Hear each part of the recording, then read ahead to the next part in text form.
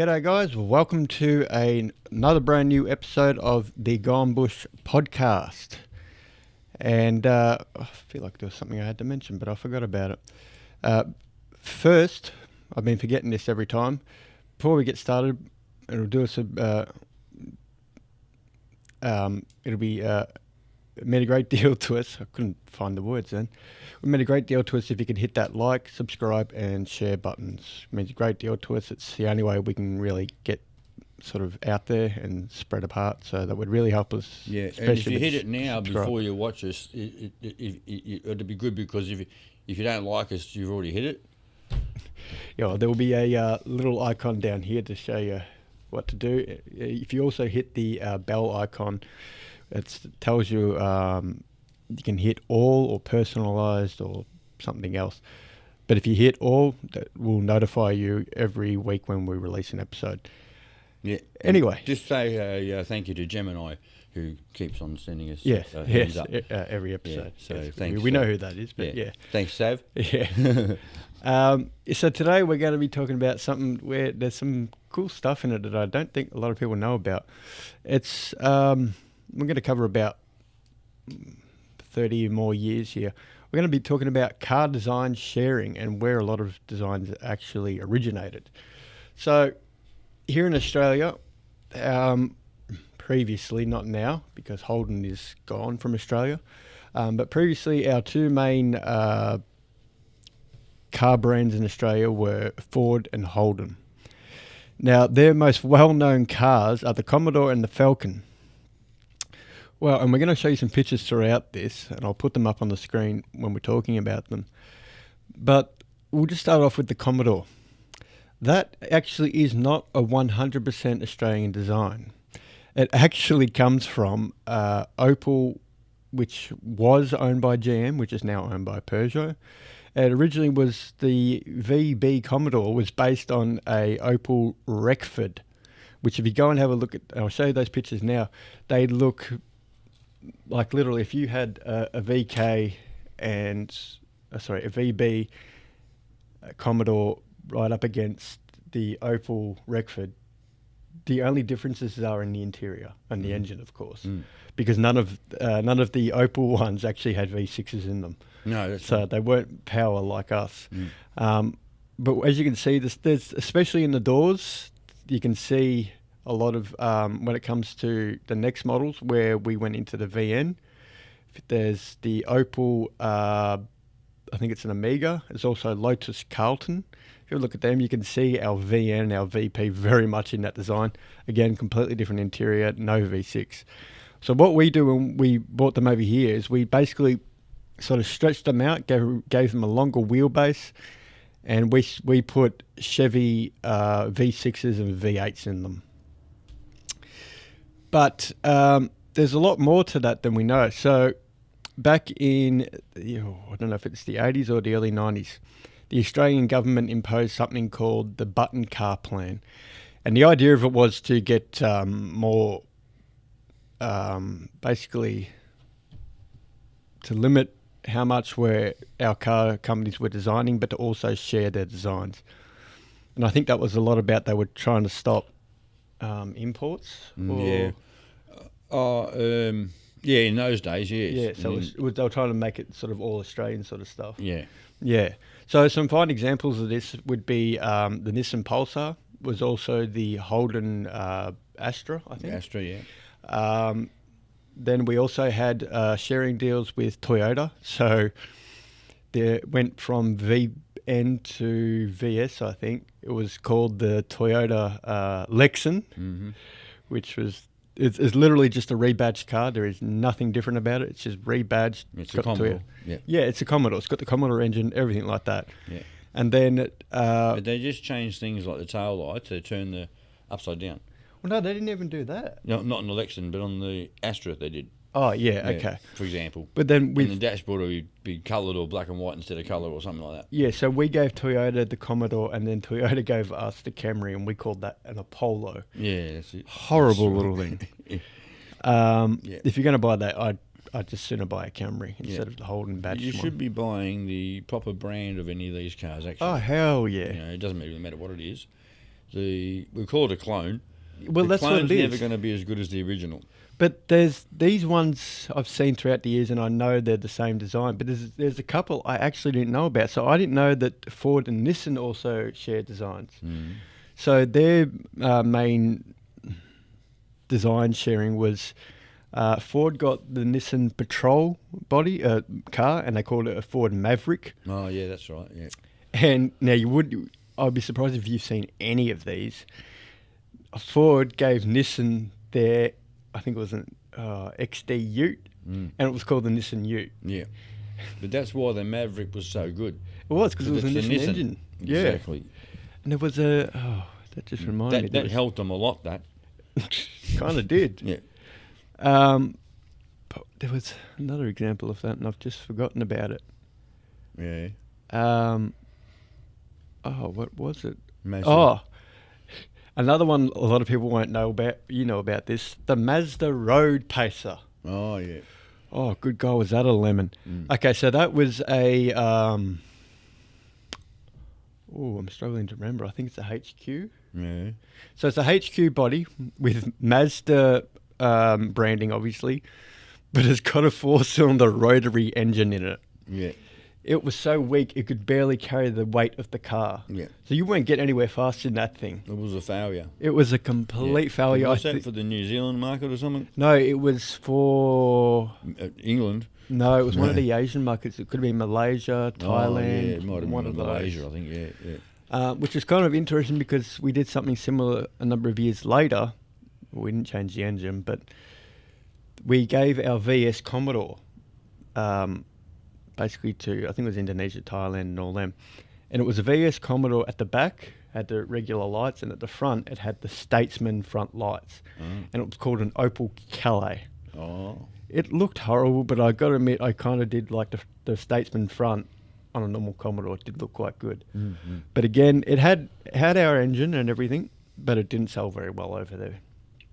Having said that, ones that sold very well, I know our light's flickering. I'll try not to pay attention to that because I don't think it messes up things too much.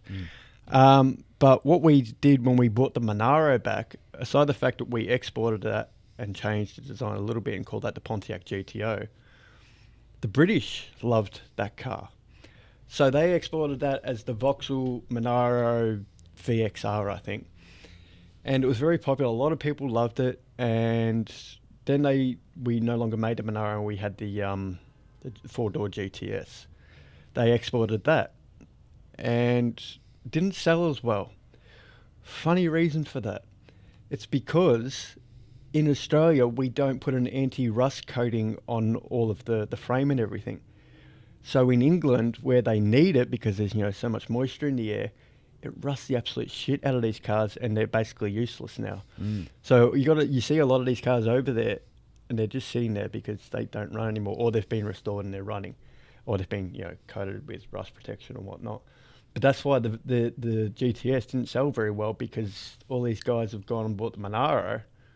Well, they rust really quick because we don't need it here in Australia. It's such a dry, was such a dry country. Well, we would have put rust protection on them for them, right? Yeah. But they didn't want to pay the extra price. Stingy bastards.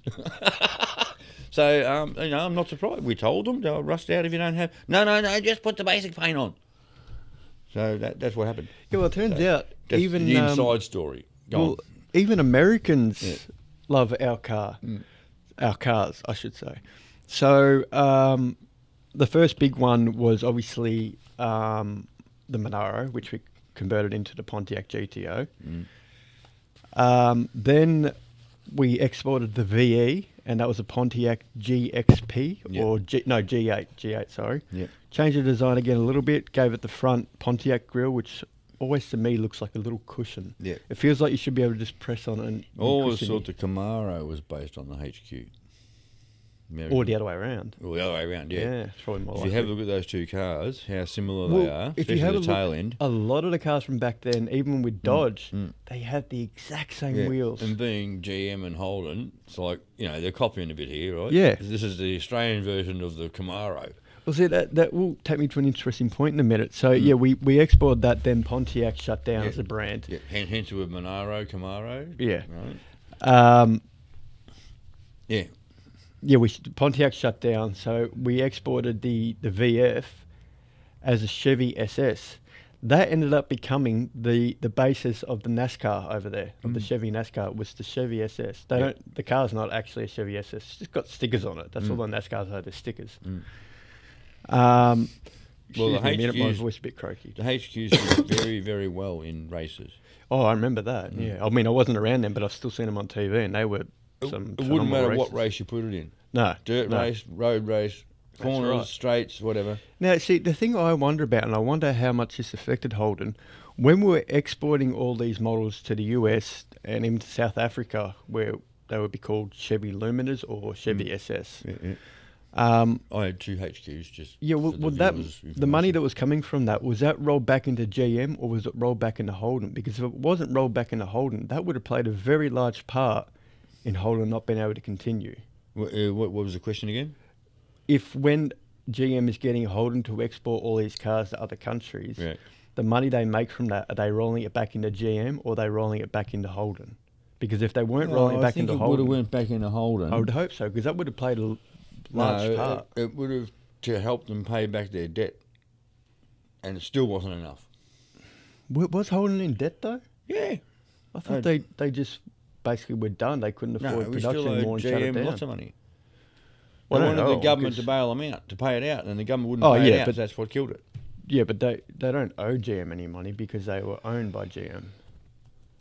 So if anything, GM would owe our government. Yeah, I know, but Yeah. the way they do their books and that, we still owe them. Even when, right to this day, we still owe them money.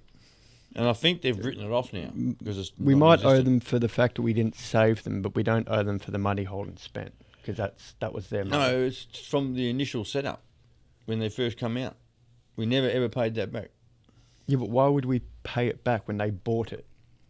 That's the whole thing. And that's where it went. So, and then in the end, they just said, no, we're not doing it. Yeah, I know, but what I'm saying is, why would the government have to pay anything if, I don't even know how long it was. Let's say it was 1940. GM bought Holden, they paid their money for it. Why would the government then owe them anything? I don't know the details. It's probably the best way to answer that. Yeah, it's gone too far into it. But that's what I know about it. But here's the really interesting one, which I guarantee very, very few people will know about. So in the 1980s and the 1990s, China had something similar to the button car plan, except they wanted all production to be in China. They didn't want to share designs or anything. So all designs had to be out of China, from China. Everything had to be manufactured in China. And to enforce this, what they had was a 200% tariff on imports. So basically you pay double the price of the car. And tariff, if you don't know what that is, that's a tax. So you pay double whatever the price of the car is, you pay double that to import a car into China. So what this one company had the idea to do was, it was pretty smart. They contacted, they contacted Holden, who sent them to a spare parts seller. Is that what you would call them? Spare parts division. Yeah, but it wasn't actually Holden. It was in Broadmeadows, which is in central Victoria. And that plant is still open today. So what they did was, so they weren't importing the parts directly from Holden, which would incur the tariff. They bought the parts from this spare parts place in Broadmeadows, which Holden supplied them with. They bought all the panels and exported it to China. And because they couldn't use our engine or anything like that, the interior, nothing. It's literally, you can look at this car, and I'll put a picture up right now. This is a VN Commodore, but it is not called a VN Commodore. It is called a BN6 something or other.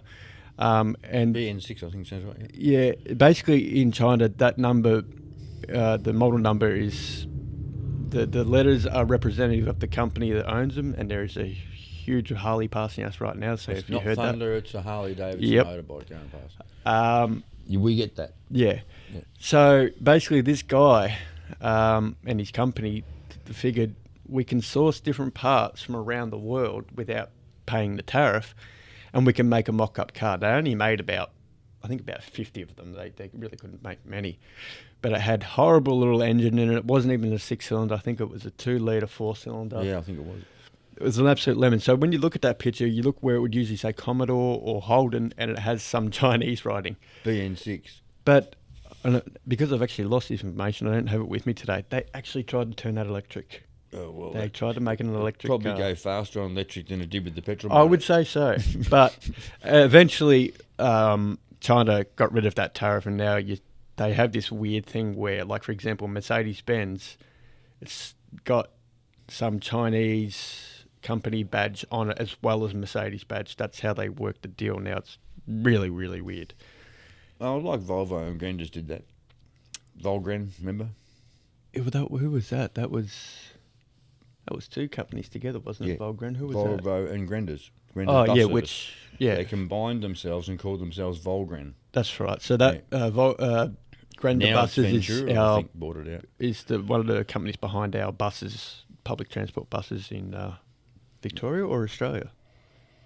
They've got their headquarters in Dandenong here. So it's probably in Victoria then. Victoria, yeah. Yeah. I don't know who does it interstate. Don't know. No. But yeah, when I'm going across this information, it's just unbelievable how much they kind of take from one another. But that whole Chinese thing, that just fathomed me 200%. I don't think we've ever seen another country put a 200% tariff on importing vehicles. I know we're starting to struggle with it now too, aren't we? Well, importing and tariffs. Yeah. Well, especially electric vehicles. we've always had tariffs on importing cars, though. We have, but it's never been that high, has it? No, it's gone up a lot now. Is that especially for electric vehicles? I think electric's gone down now. Oh, and it's the other ones. Yeah, it's the other cars. But years ago, one of my uncles on my stepmum's side, they used to import cars, and they got out of it by same thing, importing parts. They'd buy the car, all made, without the wheels on, no steering wheel, and no bumpers, and apparently because it's not complete, it's spare parts. Yeah, that makes sense. Yeah, and then in another container, the steering wheel would come and the wheels and the bumpers, more spare parts, and then at the factory down here in I think they're at Caulfield or somewhere. Yeah. Assembly plant, and assemble them all here and not imported. No, but you know what? Got out of it. I was talking They to were doing Mum that and for Dad. years and years until they retired. I was talking to Mum and Dad last night, and we were talking about the fact, and you're a prime example of this. That was with Jaguars, actually. Oh, there you go. Yeah. How many of these hybrid vans, and just not even necessarily hybrid, but Japanese vans, how many, like there's the Toyota Estima, which is a hybrid Tarago van. Yeah. Then there's the Nissan Elgrand. I don't think that's electric. Oh, no, it's not. I think you can get that in hybrid. It might be as well. Yeah. But there's tons of them on our roads right now. Mm-hmm. So it seems odd that over in Japan they're not clicking, oh, look how many people are importing or exporting I these. can help you out with that. What's going on there is these aren't brand new cars. No, none of them. Second hand. No, but I'm thinking I think if they see how these previous models have been exported in such great numbers, then why wouldn't they start exporting the new models to sell here? I think if you buy new, you're paying all this export tax. If you on the second hand market, it's not there. Yeah. Or it's much smaller or something. So, but what was it you were telling me about in Japan with insurance? That they'll only insure it up to so many kilometres on the clock? To do with the roadworthy centre, I think. That's what it is. And it's only 100,000 Ks, it's got to be off the road. Yeah. So what happens is people sell their cars at 80,000 and Ks and 90,000. And you can get even down to 70,000, right? Second hand. Yeah. They sell them really cheap because over in Japan nobody wants that car. I was going to say because it's too close to the 100,000. Nobody wants to buy it. You really wouldn't see many old cars over there, would you? No. So there's no market for it there. But in Australia there is. Yeah. A car that's it's only got 80,000 on the clock. Yeah. To the average Australian is brand new. That's just run in, right? And so they're importing. There's companies out there importing these. Yeah. And they're doing what they call compliance. So the import person does the compliance, Australian compliance. So just change a few things on the car to make it Australian compliant. Yeah. and then it goes up for wholesale to the car yards, and they do the roadworthies from there. So what we've avoided is all the import tax. Yeah, right. So it must be thousands of dollars. I'd be interested to find out what sort of import tariffs we had to pay on that absolute piece of shit that we branded as a Holden, which was the Opel Insignia, and called that the last Commodore. Yeah. I wonder what... It's German made, I think. Yeah, it was, or at least designed. Yeah. If that was the only car we're using as the Commodore, how much were we paying to import that thing? Well, the import tariffs from Germany might be different. I don't know what they are. Yeah, that was... Yeah, and the way we have treated Germany in the past, they would be at the disbenefit, not us. So I wouldn't be surprised if there was none. They're not allowed to impose one, or something. I don't know the details, but if we go down history, we are on that path. So there might be only 5% or something. Unlike Japan, who still to this day is not allowed to have a Air Force or Navy. I don't think Germany was actually imposed with any punishments because it wasn't... No, they were. They were not allowed to make powered aircraft. They were only allowed to make gliders. Yeah, but I don't know because and I think wasn't... that had a 50-year limit on it. Yeah, but it wasn't... After World War II, it wasn't Germany. It was East Germany and West Germany. Yes. So I don't think reparations, or whatever they call it, were actually paid. And if they were imposed on them, it wouldn't have been until the end of the Cold War. No, that's right. But I don't think anything was. But that was because they became such a powerful ally. Yeah, that's we right. didn't charge them anything. No, that's right. We've since become friends, right? Oh, hell yeah. We rely on them a lot. We help you, you help me. Well, they've got some of the best technology in the world. It could By be... the way, you might want to move this back a little. No, I'm listening for outside noises. Oh, because it looks weird. Yeah. Oh, well, let me put it... Does that look better? Yeah, it looks a little better. Yeah. So, what was that about the Opel? What? Oh, the tariffs. Yeah. Well, see, it could be also that our import to them tariff is the same as the import from us to them to us. Yeah, right. If it's like that, it doesn't matter what it is. Honestly, I think what they should have done was, when they realised they were going downhill, they shouldn't have even tried this import and whack our badge on the car. Just say, we're done. Or just do, how they started doing the Holden Acadia, the Colorado. Just keep making those models. End the Commodore at the VF. Don't try and call another car that is not a Commodore, not Australian design. Don't call that a Commodore. Left it. That would have been a smarter idea. Because that really did put a very bad look on Holden to have that car as a Holden. It was horrible. Even the cops don't use them now. No, that's right. Yeah. Like, they're using Kias, Mercedes-Benz, BMW, Hyundais. Frankly, I like to see them better in the Kias and the Hyundais because God knows how much the government's paying for the BMWs and Mercedes-Benz. And all of our highway patrol are now BMW. Yeah. So, and some Mercedes, I think. But, I mean, I know they'd be getting it at a cheaper deal, but BMW and Mercedes are still freaking expensive cars. So I don't know how cheap we get them, but... That would explain why they couldn't catch me the other day. Oh, right. I really hope you didn't run from the police. No, I didn't. Because they checked this shit. Remember, I've got a Toyota Estima. Yeah, but... A hybrid. Not that I'm saying you've ever done it, but that thing can go. Yeah.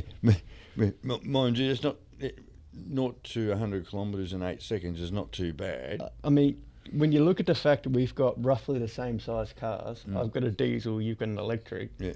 I haven't got a flying chance in hell of beating you off the line in any race. No. Not a chance. Even with full weight, both in... Like, you could have full weight in your car and I have nothing in my car, you will still beat me. Yeah. Because you've got that takeoff. I've got the endurance. Yeah. Well, I can apply 200 kilowatts in one hit, even though none of the components in the car have got that by themselves. How many kilowatts is my engine? Probably about 140, 130. You're putting me to shame now. 140, say? No, I love that bloody car. It's everything. Like, you've got... But my petrol engine is only 100 kilowatts. Yeah, but just getting the other 60 from the generator and another 40 from the battery. No, we like both of us. So put all together. I think we can say right now we've both got our dream cars, which may seem odd to some people that it's not like an expensive car. Just cars that we wanted to do what we wanted like to do. you got the electric thing, but it's just big, so you can still do all the normal electrical stuff you do out of it. I can have, I found a hybrid that was big enough for all my stuff. Yeah. And like, my four-wheel drive, I've got roof racks, I've got a canopy, I've got drawers, I've got an inverter, I've got solar panels, extra battery. All these things just make it a truly fantastic vehicle and object to own. It's not just a vehicle when we go camping, it's a power hub, it's somewhere to sleep. It's everything. I think between the two cars together, mine's the 240 volt power station. And you've got all the four-wheel drive manpower if we need to pull someone out or pull a log or something. Mine could probably do that too, but you've got clearance. Go through that river and get those logs on the other side. I'm not taking mine through there. I mean, it's kind of funny to think. I don't know how I did this, but years ago, probably about 2011, when I had my VL Commodore, I slept in that. We had no tents. We had no gazebos. It was even raining, so you slept in the back ponchos. seat? Oh, no, I slept in the front seat because you can't stretch out on the back seat, and it's because they're like those seats were like that. You couldn't sleep on them. But now I could not do that. No. I've got a mattress in the back. I have blankets, all that, everything. I've got a heated blanket. I don't know how I did that in the VL. I mean, I know I was only 21, but and we sleep in the cars. Me and you. The other two don't. Not the tents. Me and you sleep in the cars. Yeah, because we've got big enough cars that they can have a mattress in them. Because we sleep in air-conditioned comfort. And the tent, that's just for all our stuff. Although, having said that, I mean, you've seen the size of... I can say you've seen the size of Anthony's tent. That thing is a mansion.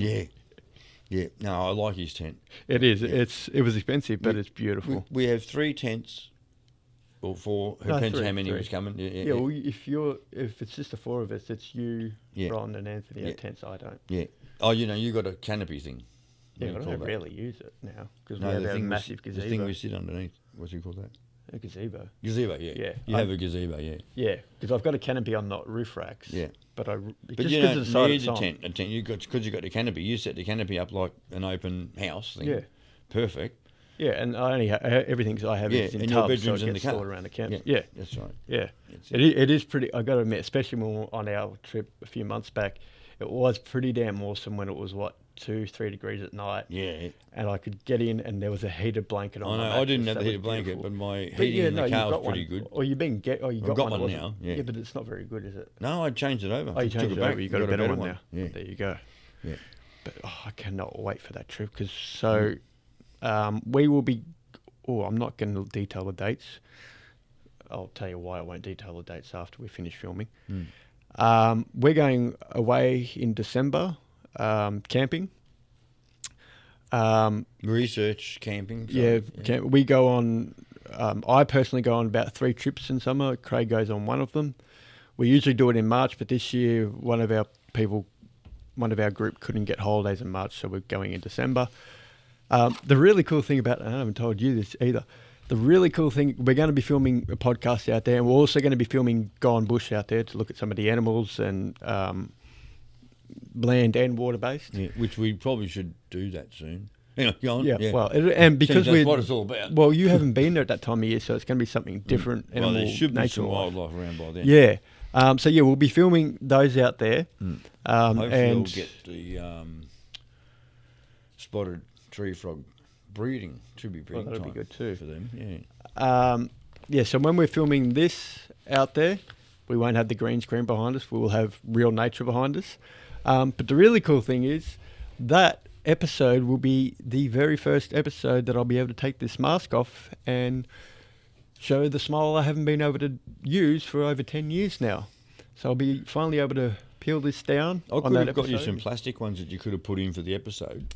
From the $2 shop thing. Eh? I've tried those. I've tried some better ones from What eBay. about the lolly ones? You can eat them. Yeah, they don't look as good. No, it's true, yeah. Because they don't look like proper teeth. But I got these ones off eBay. They look like real teeth, but they don't really have anything to slot into. So they just fall out. Right. And they're on just a metal wire, which after a while being in your mouth, I can't imagine that would be too good for you. Yeah. Oh, well, that's about all from us for now. I just really wanted to go over that because there was, like I said, the Mazda Road Pacer, the VN that was exported in panels. Some really cool stuff that people didn't know about. But one more thing that Craig wanted to mention was that if anyone knows where you can get Villiers pies, Yes. could you please let us know anywhere in Victoria? Because we know they're in South Australia. That's where they're based. But we can't order them from anywhere, and we really love Villiers pies. So if anyone knows where you can get them in Victoria, especially southeast Victoria. Dandenong? Yeah. Dandenong. Or even surrounding suburbs, whatever. Yeah. I'll go as far as Cranbourne or Noble Park. No, I'm just joking. But yeah, if you could, anyone knows out there where you can get them, can you please drop us a comment so we can get onto these pies because they are awesome. And Moles will give them a little bit of a plug. If those of you that have had a Villiers pie will know what we're talking about, those of you that have not and you find one, eat it. Just try it. And you'll know what we're talking about. And you'll know what we're talking about. You'll see. To me, it's a very close second to a place called Mansfield Bakery, which is somewhere we go on the way to camp. Yeah. And then there was Clark's pies, which we can't get. No, but as you just said, they're apparently British. Which I British. Didn't know. Yeah. So, but yeah, if you can drop us a comment, that'll do us a great deal. Yeah. In fact, Clark's or Villiers pies, let us know. Yeah, really. Yeah. But that's all from us for now. Yep. And I'm Rocky. And I'm Froggy. And we'll catch you next week. Yep. See you later.